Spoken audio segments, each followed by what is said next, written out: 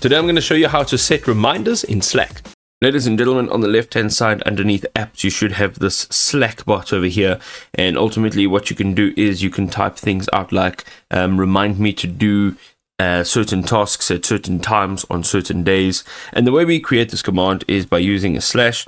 And here right at the top, if you type in remind, you'll actually see this is what it looks like. Okay. And you can see that there's a format. So it's /remind, and then it needs a channel and a what and a when.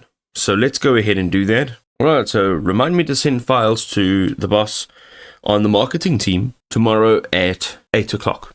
Now what you'll do is you'll send it and it'll give you a message that looks like this. Basically it's saying I will remind you to send files to the boss on this team at 8 o'clock tomorrow morning. Now what will happen is you will get a message, and whether you're online or offline, you will get a message either right in here, or if you've enabled notifications, you'll get that as a notification as well.